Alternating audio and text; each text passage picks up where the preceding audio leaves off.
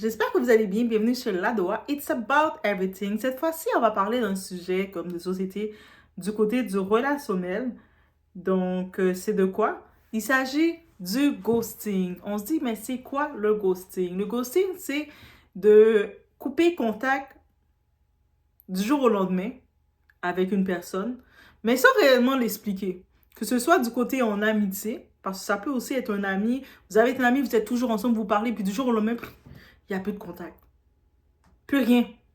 Et puis un autre moment, quelques mois plus tard, quelques années plus tard, coucou, la personne apparaît. Puis ce genre de comportement, c'est un genre de stress émotionnel. Ça peut même créer de l'anxiété dans les relations quand ça arrive. Donc c'est sûr, je vous dis, si vous avez, soit que vous avez l'habitude de faire ça, c'est peut-être un problème émotionnel qu'il faut regarder chez vous, de savoir que vous avez peur de vous attacher aux gens. Il y a beaucoup de choses qu'il faut regarder derrière tout. Regarder, consulter. Thérapie, consulter. Si vous avez l'habitude que les gens vous le fassent, et des fois, quand quelqu'un te ghost, peu importe pour sa raison, la personne finit toujours par revenir. Et des fois, vous laissez la personne graviter autour de vous et jouer avec vos émotions tel un yo-yo. On va parler de ça et peut-être ça va vous protéger parce que le but, c'est de protéger son cœur et de ne pas laisser les gens jouer avec nos émotions, nous créer des fausses anxiétés, des faux sentiments de peur face à se remettre en question. Pourquoi la personne tout semblait si bien aller, tout d'un coup, elle ne me parle plus. Est-ce que c'est moi qui a dit quelque chose, se remettre en question alors que c'est important, avant de commencer la vidéo, de savoir, quelqu'un vous ghost, ce n'est pas de votre faute. Ce n'est pas de votre faute. Et non plus, donc, c'est pas à vous, c'est pas à nous qui se fait ghoster de chercher une explication. Et aussi maintenant de se dire, quelqu'un qui se donne l'état de vous ghoster, est-ce que cette personne mérite de revenir dans votre vie comme si de rien n'était? Est-ce que cette personne mérite encore accès à votre vie? Ça, c'est vous qui allez décider ou pas, mais nous, on va regarder en détail un peu le ghosting, qui est une phase émotionnelle qui arrive beaucoup. Pour moi, c'est aussi une phase dans le manque de respect, c'est irrespectueux. Et je le vois aussi comme une redirection. Quelqu'un, d'un jour au lendemain, te donne plus de nouvelles, te contacte plus, peu importe ce qu'elle faisait dans sa vie, mais c'est une redirection. Tu es devenu un fantôme. Le mot ghosting, c'est le mot fantôme. C'est un peu l'anglicisme de fantôme. Mais quand tu deviens un fantôme, ça veut dire tu es décédé dans la vie de quelqu'un. On ne parle plus aux morts. On y va comme ça. It's about everything. On est chez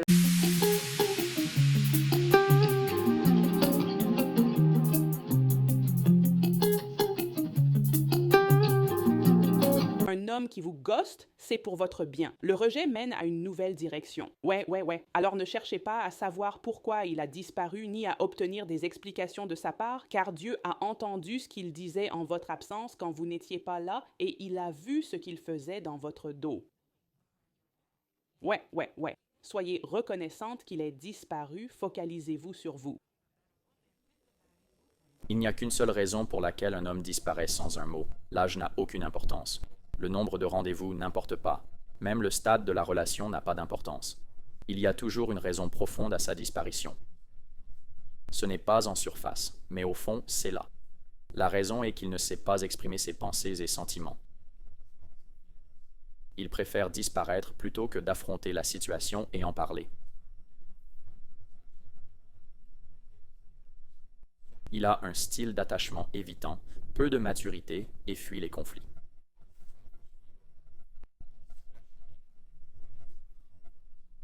Pour bien communiquer, il devrait se connecter à ses pensées, les analyser, les exprimer sainement et savoir comment le faire.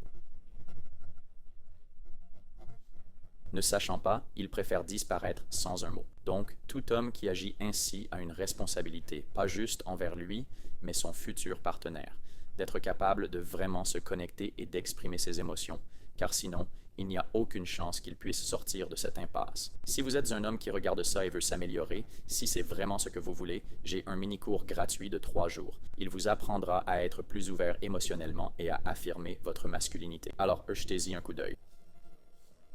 déjà un petit peu dans l'introduction, faites le tour qu'on demande, mais c'est quoi le ghosting? Donc, il s'agit du fait de cesser brusquement toute communication avec quelqu'un sans avertissement, explication ou raison. apparente.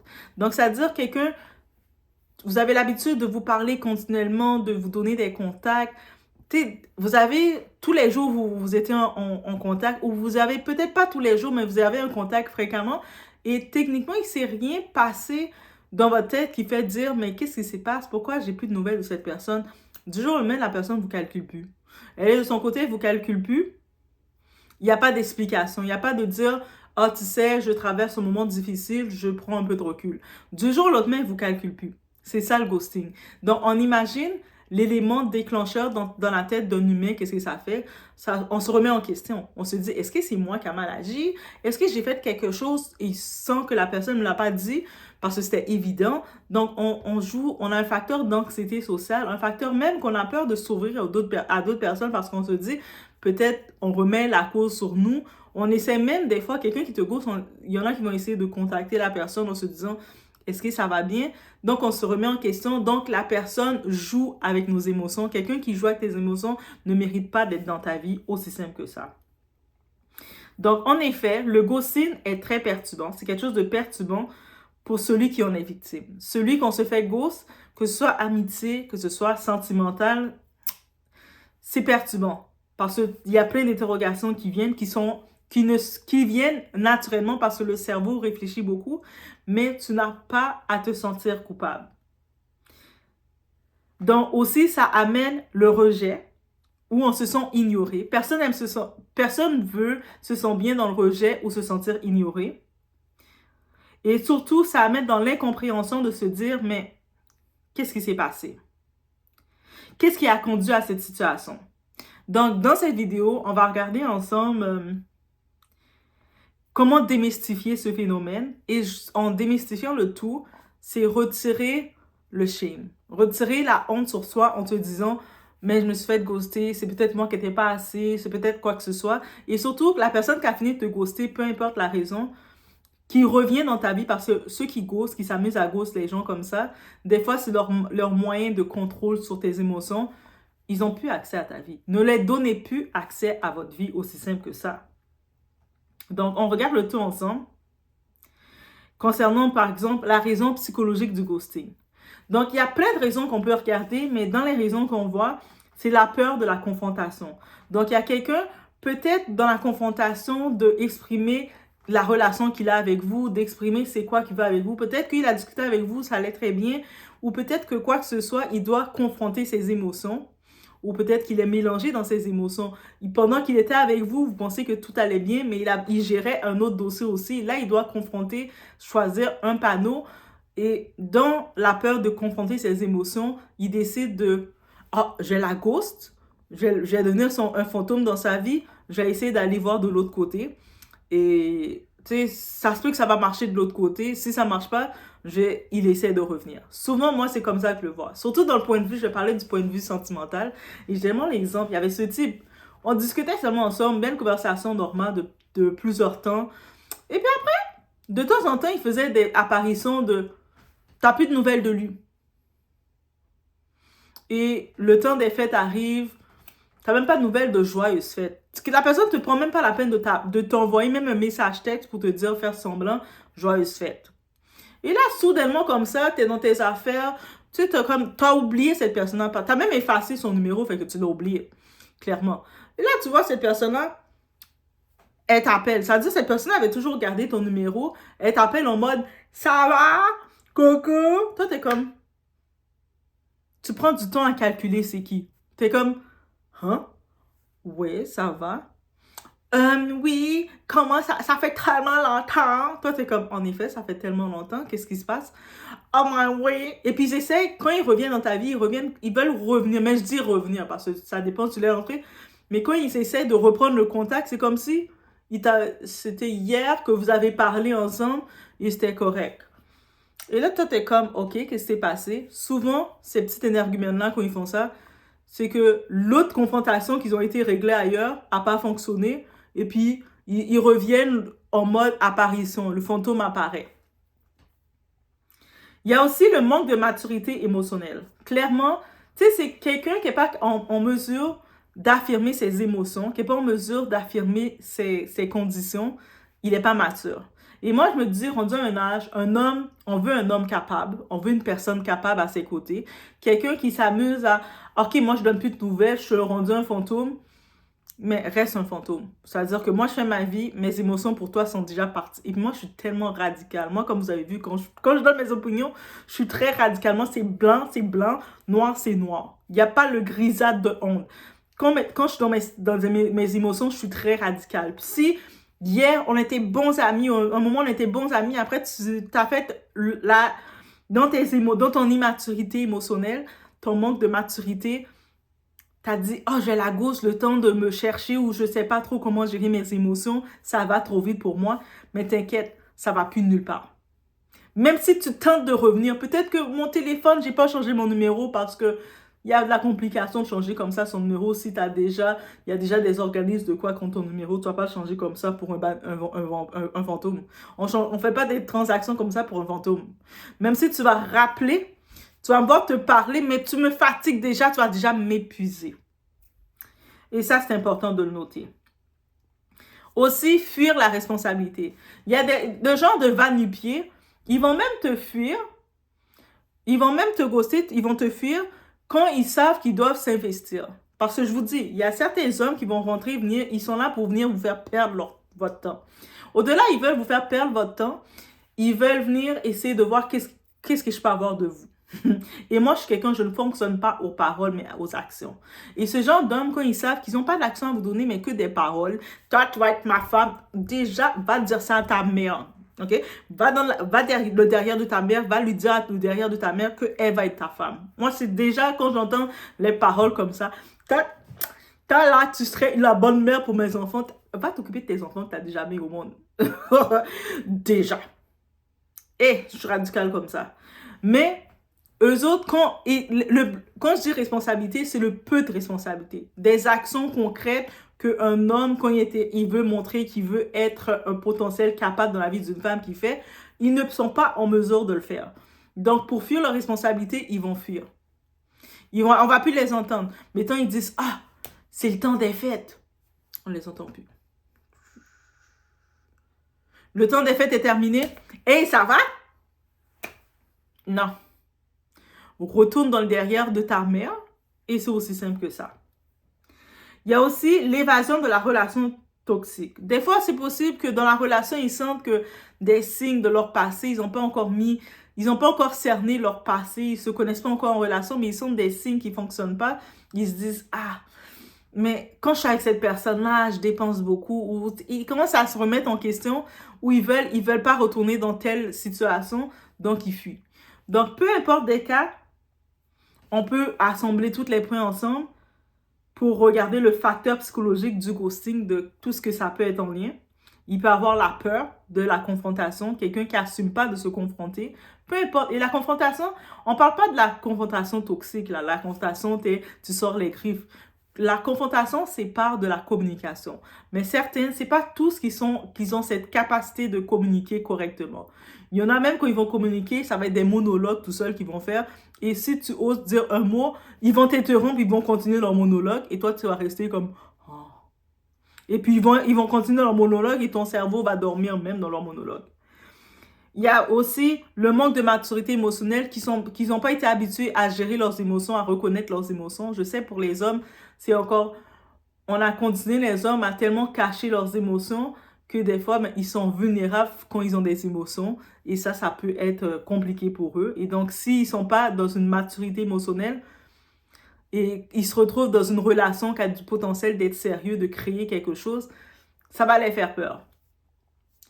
Il y a des hommes qui viennent dans votre vie irresponsables. Ce sont les incapables, ils sont irresponsables. Ils vont faire toutes des promesses bizarres, mais souvent, ce sont des profiteurs.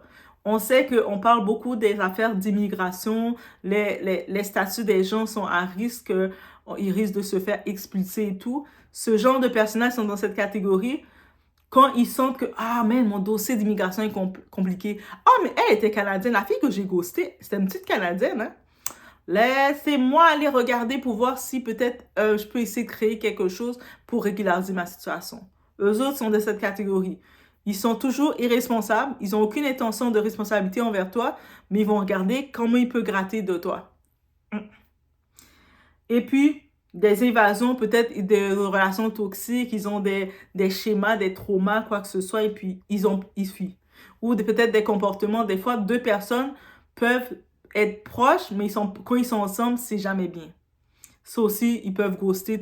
Même nous, on peut finir par ghoster quelqu'un, même une amie. Peut-être il y avait une amie, on passait beaucoup de temps avec cette amie-là, on donnait des blagues, on faisait tous les mauvais coups, l'ami pour faire les mauvais coups. Mais justement, on sait qu'à chaque fois qu'on est avec ses amis, on a toujours des problèmes. Des fois, on finit même par ghoster cet ami-là parce qu'on se rend compte que, tu sais, c'est compliqué. Ça aussi, ça peut arriver de ce côté. Maintenant, la fameuse question qu'on regarde. La fameuse question, guys, qu'on regarde. Pourquoi le ghosting revient dans votre vie? Tu sais, il a fini de vous ghoster. Il est devenu un fantôme dans votre vie. C'est-à-dire, il s'est tué dans votre vie. Peu importe ses raisons, ça vient pas de vous, ça vient de la personne, dans ses raisons. Et là, il revient, il réapparaît, parce que le ghosting apparaît toujours. C'est le comportement non résolu. Donc, parfois, les relations de ghosting ne se résolvent pas. Si une personne vous a ghosté dans le passé sans explication, il se peut qu'elle revienne dans votre vie parfois sans avoir réfléchi à ce qu'elle a fait ou pourquoi elle agit ainsi. Il est aussi possible que cette personne fasse face à des remords ou à des sentiments non résolus, ce qui le pousse à revenir. Donc la personne, elle n'avait pas de raison de vous ghoster. Elle est juste immature émotionnellement. Donc vous étiez proche, vous parlez, vous discutez, ça semblait correct, vous apprenez à vous connaître, tout d'un coup, plus de nouvelles, elle vous ghost. Elle n'avait aucune raison. Mais quand elle se rappelle de vous, qu'elle avait un bon sentiment avec vous.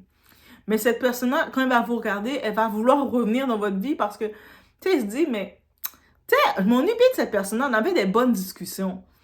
Et elle va revenir, et cette personne-là ne va pas venir en face de s'excuser parce qu'elle ne va pas sentir qu'elle vous a fait quelque chose de mal. Au contraire, pour elle, elle va sentir avec vous la relation est inachevée et elle va penser qu'elle peut juste revenir dans votre vie au même moment et vous allez recevoir cette personne-là juste « Hey, ça va? » Comme si de rien n'était. Mais c'est possible. Ça peut être une raison. La deuxième raison, c'est la peur du rejet ou du jugement. Parfois, une personne revient dans la vie d'une autre parce qu'elle a été confrontée à la peur du rejet ou du jugement pour avoir disparu sans explication. Elle peut essayer de réparer les choses, mais sans savoir comment aborder la situation. Donc, la personne, elle le sait que ce qu'elle a fait, c'était pas bien. Ça veut dire qu'elle est consciente, tu sais, elle essaie de revenir timidement. Cette personne-là, elle est consciente que ce qu'elle a fait, c'est pas bon.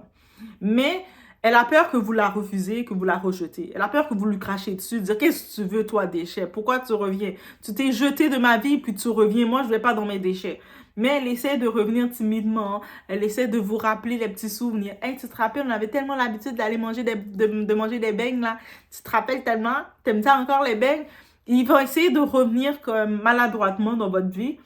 Et puis, pour essayer de chercher une petite porte d'entrée pour pousser la porte pour venir.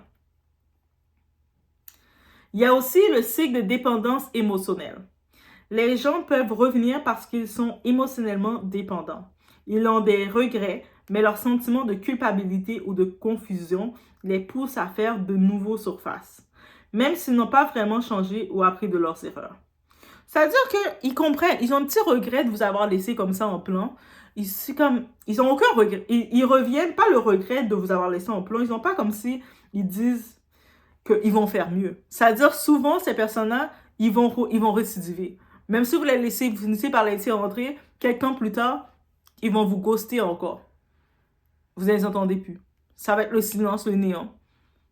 Et puis après, ils reviennent. C'est comme des yo-yo. Ils viennent, ils s'en vont. Ils viennent, ils s'en vont. Comme ça. Donc, ça veut dire que maintenant, c'est à savoir, est-ce que vous êtes prêt à accepter ce type de relation? Ici, il y a l'ego et la validation. Certaines personnes reviennent dans ta vie d'une autre personne parce qu'elles cherchent à valider leur propre ego.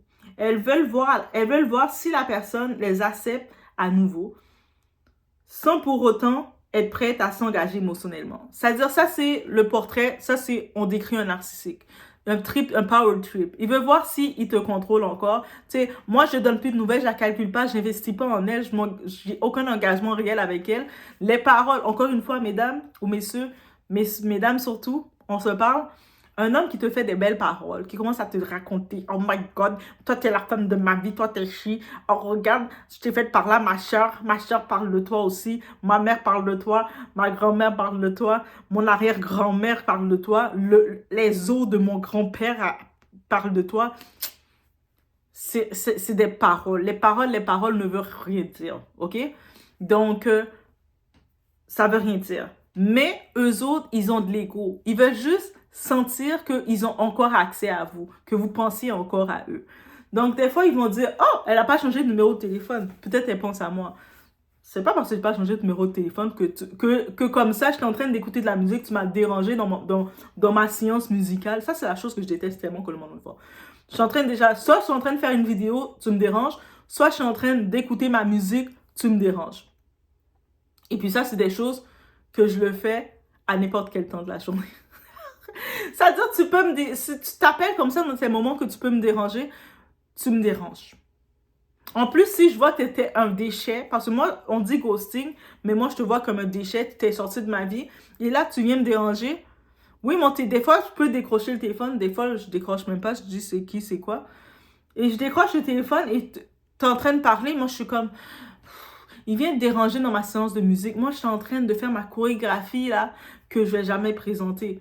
Bref. Mais eux autres, là, ça, c'est pas projet narcissique. Ils rentrent juste pour tester, là. Tester si tu te rappelles d'eux. Donc, de temps en temps, il faut juste effacer leur numéro. Quand tu vois un numéro apparaître, en même temps, quand tu effaces le numéro, tu reconnais pas c'est qui. Mais il faut quand même effacer le numéro. Ça sert à quoi de garder dans tes contacts un numéro d'un déchet? That's it.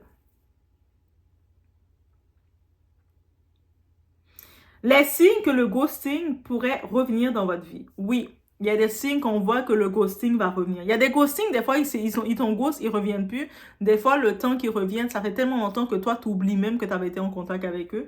Tellement dans ton cerveau, tu l'as mis loin.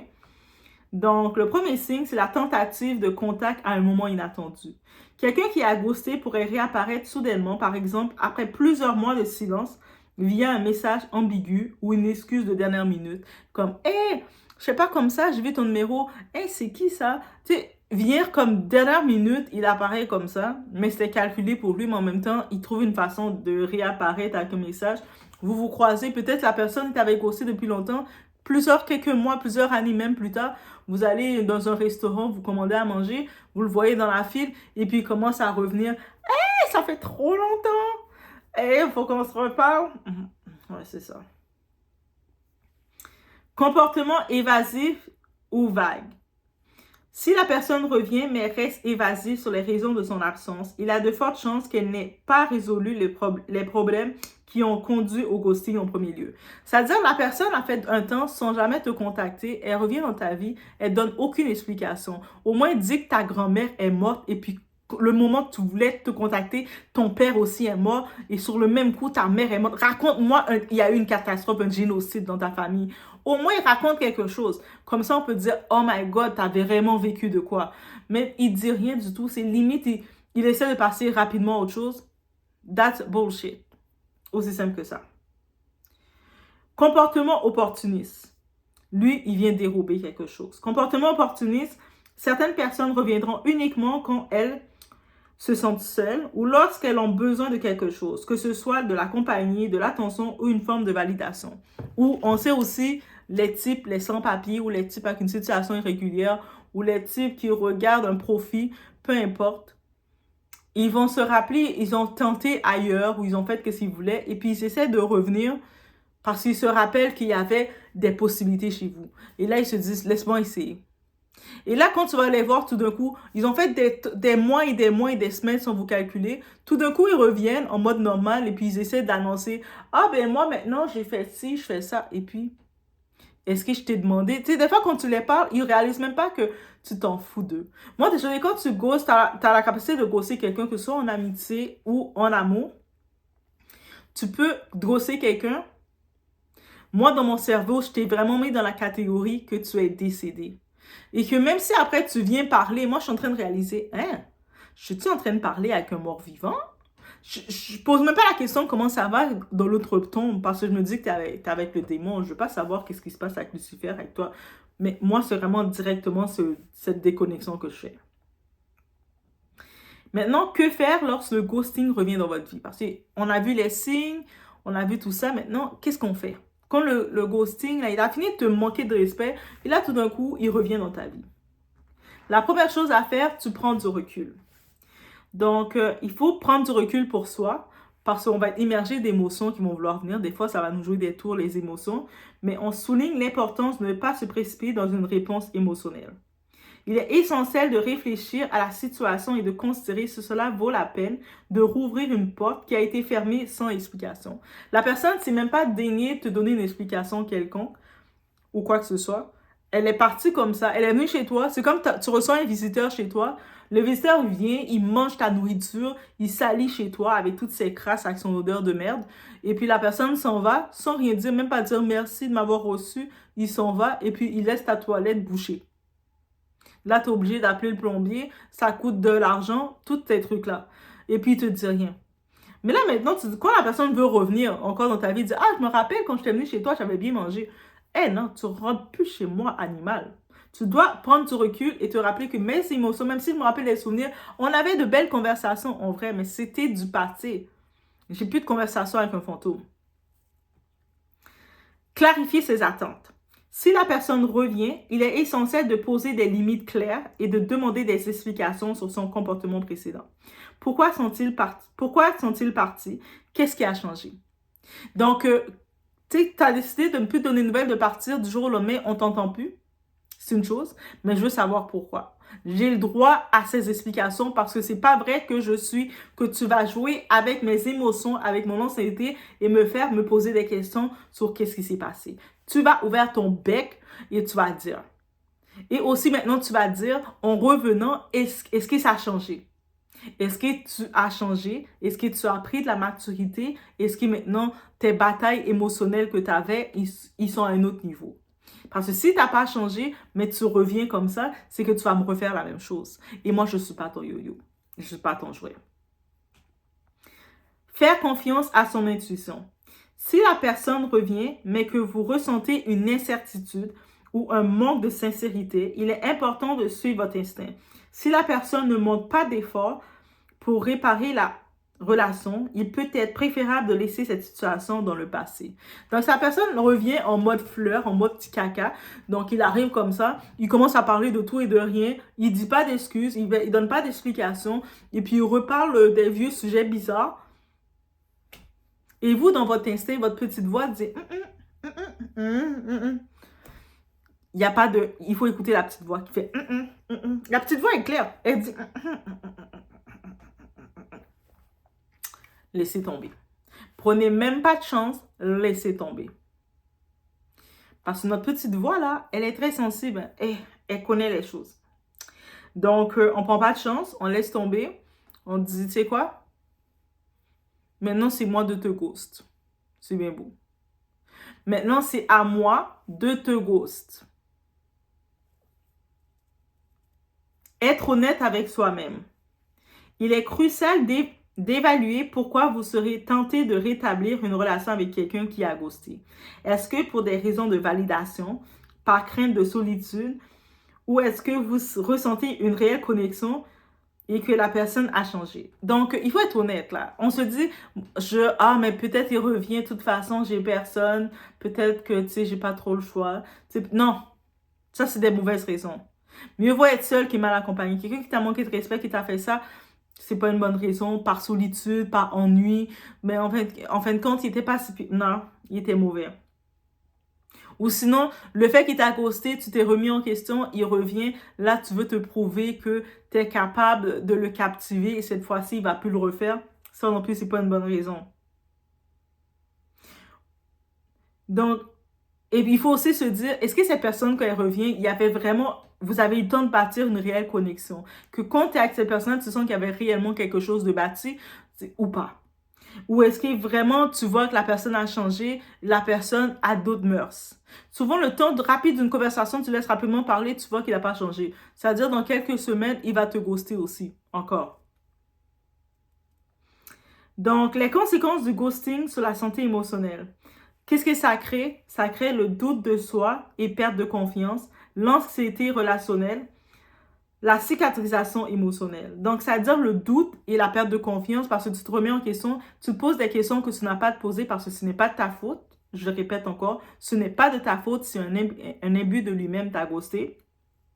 Ça crée de l'anxiété relationnelle. C'est-à-dire les prochaines personnes qui vont venir dans ta vie, tu vas déjà créer de l'anxiété parce que tu vas déjà prévoir le rejet. Donc, quand la personne va venir, tu vas être un peu plus fermé, tu vas être plus sur tes gardes, tu vas dire, tu vas te protéger parce que c'est comme ça. Le cerveau, il protège le cœur. Donc, il va déjà mettre toutes ses gardes pour te protéger parce que pour éviter de créer tous tes problèmes. Donc, ça crée de l'anxiété. Ça va développer une anxiété chez toi sur quelque chose que tu n'es pas responsable. Cicatrisation émotionnelle, ça te prend du temps de cicatriser. Même si c'était simplement des conversations que tu avais eues avec cette personne, ça coupe d'un coup, ça s'arrête d'un jour au lendemain.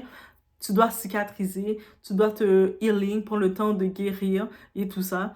Donc, il y a beaucoup de choses à voir. Donc, comment gérer le ghosting et se protéger émotionnellement? Se rappeler que ce n'est pas personnel. Souligne que bien que le ghosting peut être extrêmement blessant, il ne reflète pas votre valeur personnelle. Il peut être plus le reflet des peurs et des problèmes de la personne qui ghost que de vous. Donc, c'est vraiment important d'y aller dans ce cas, de se dire, mais c'est pas de ma faute. Tu sais, la personne, elle n'a pas la maturité émotionnelle de parler de ses émotions. Tu sais, c'est la personne qui est en contrôle de le faire qui l'a fait, mais ce n'est pas de ma faute et je n'aurais pas pu faire quoi que ce soit pour empêcher ça. Donc vraiment, c'est la première chose de mettre ça en tête que ce n'est pas de ta faute. Ce n'est pas de ta faute et ce n'est pas à toi de changer ou d'essayer de t'adapter pour un imbu de lui-même. Mettre en place des limites saines. Donc, apprendre à établir des limites saines est essentiel pour protéger son bien-être émotionnel. Si une personne revient, il est important de savoir dire non. Si vous ne vous sentez pas prêt à lui accorder une nouvelle chance sans explication sérieuse. La personne, d'un coup, de tout un moment, elle ne vous a pas calculé, elle n'était pas là. Du jour au lendemain, quand ça lui tente, elle a fini de manger son riz, elle décide d'apparaître dans votre vie. Vous n'avez pas à le recevoir si vous sentez que vous n'avez pas eu les explications que vous méritez. Et vous devez créer des limites et on a le droit de dire non et on doit apprendre à utiliser ce droit de dire non. Et aussi, à ton tour, la personne a pu te ghoster. Toi, tu as le droit de la bloquer, d'utiliser le bloc de ta vie. Je ne te donne plus accès à entrer ou même à communiquer avec moi parce que tu as profité, abusé de mon droit. Et l'autre conseil, c'est prendre soin de soi. C'est vraiment, en prenant soin de soi, c'est d'apprendre à se connaître, de travailler sur soi, d'investir dans des relations saines et authentiques. Donc, on n'est pas là dans le mal vu, dans les fausses promesses, les fausses paroles, les faux dits, on va s'impressionner comme ça, ou c'est ci, ou on va faire comme si la vie était belle. Non. Tu sais, on coupe les ponts. On investit dans des relations de quelqu'un qui va te respecter, respecter ton caractère, respecter ton temps et qui va faire les choses comme il le faut dès le départ. Que cette personne-là ne va pas te prendre comme un élévateur, comme un ascenseur émotionnel. En haut, il monte, il descend, il t'entend plus, l'ascenseur est en panne et puis il revient et toi, tout le long, tu es toujours là, tu dois être au même état et puis il vient avec sans excuses, sans rien, qui peut rentrer, sortir comme ça dans ta vie. Non. Il faut maintenant privilégier des personnes qui vont être en mesure de parler. Quelqu'un qui a la maturité émotionnelle, c'est la différence de quelqu'un qui est immature. Quelqu'un qui a la maturité émotionnelle, il va être capable de te le dire.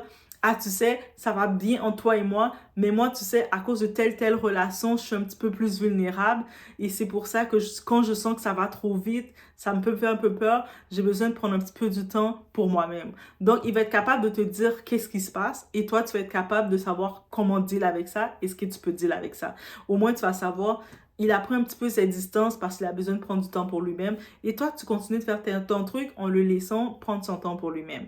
Mais quand tu fais face à quelqu'un qui est immature émotionnellement, ça va pas aller. Quand tu fais face à quelqu'un qui ne te respecte pas tes émotions, il va pas te considérer, il va faire des choses bizarres comme ça. Et toi, tu n'as pas à deal avec ça. On n'est pas un panier percé qui devons recevoir tous les déchets qui viennent à nous. Il faut apprendre à dire non, protéger et puis vraiment valoriser l'authenticité des gens. Les gens viennent vers nous de façon authentique et sincère.